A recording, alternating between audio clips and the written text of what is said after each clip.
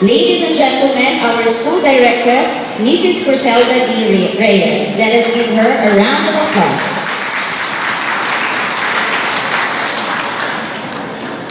Good day, everyone. I am filled with joy and pride. Teka muna po. Saan ko yung Ito. Okay, good day, everyone. I am filled with joy and pride in addressing you today and sharing with you a point or two on childcare. You know, this year proved to be one of the most challenging school year, if not the most challenging school year in the history of TFPL. We had to uproot the school from 10:55 to 10:37. And we had to transfer a lot of things, books, materials, learning materials, school supplies, office supplies, even personal effects. And we had to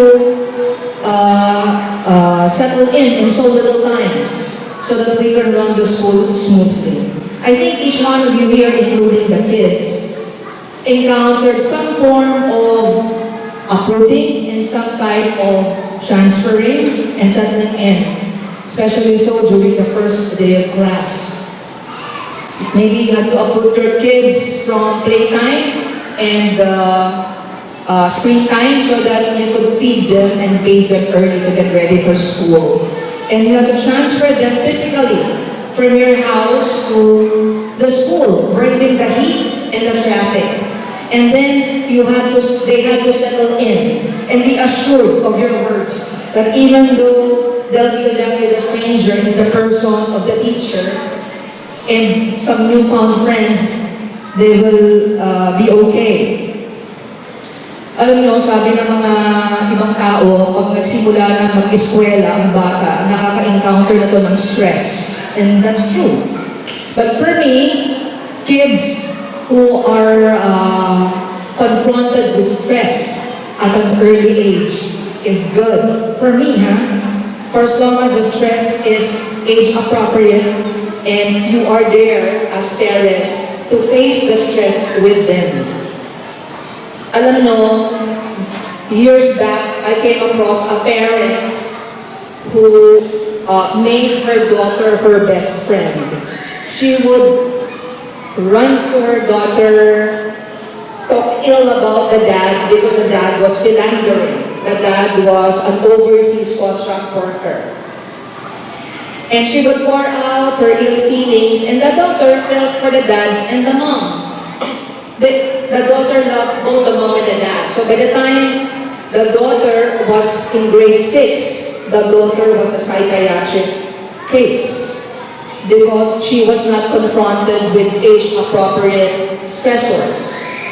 And then I also came across a parent who happens to be a university professor, and she was part of the team who would submit test questions to CHED for the MedTech board exams. And she recognized and appreciated the modules we were giving out. She said that exposing the kids early to this kind of material is good, because when they go to college, or even if they take the board exam, they'll be faced with thicker modules. So it's good to expose them early with this kind of material. And then last Tuesday, I received a private message from a former TFTL student. He was affirming that indeed, foundation is key.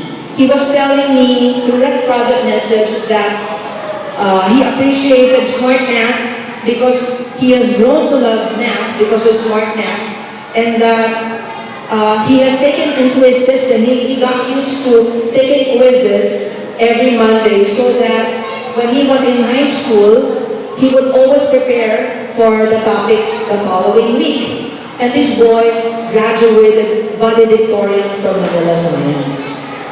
So again, to reiterate, for me, stressors encountered by kids at an early age is good for as long as it's age appropriate and you are there to face it with your kids. 5 things happen when kids are exposed to stress at an early age. 1, the kids realize that stress is temporary.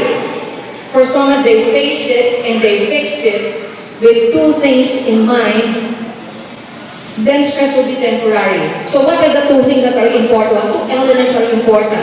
One is self-motivation, which the school and the home would have to hold hands in honing this self-discipline, self-motivation. If this wanes, if this fails, then we have to call on the other element, which is self-discipline.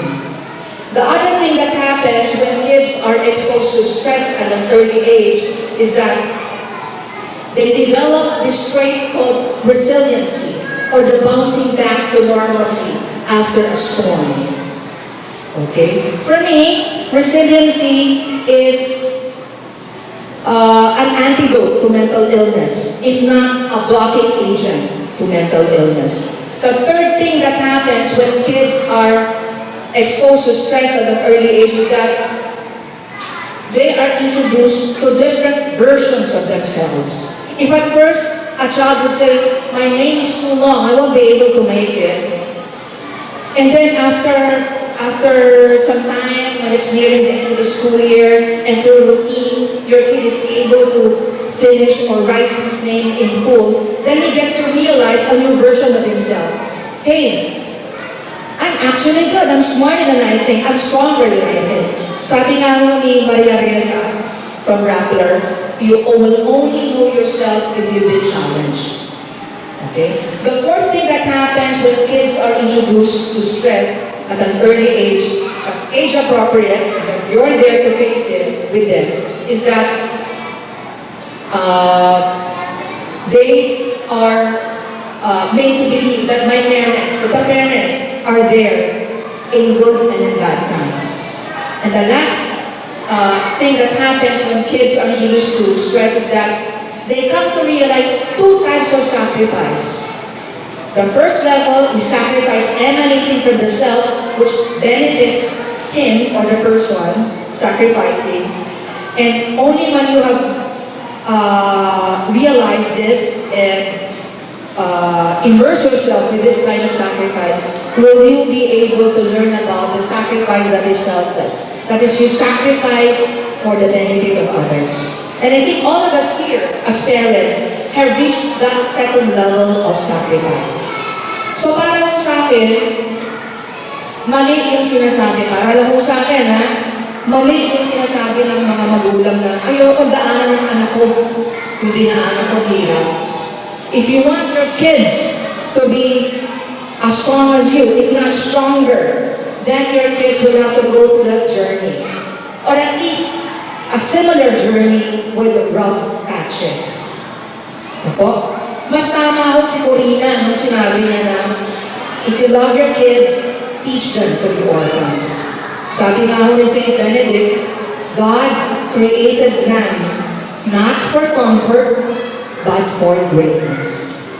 So at this point, I'd like to thank all the teachers and the non-teaching staff, sila Ate Jean, sila Lee, sila Ate Rose, for making my ideals theirs. We had an accident-free and successful school year, not because of me, but because of them.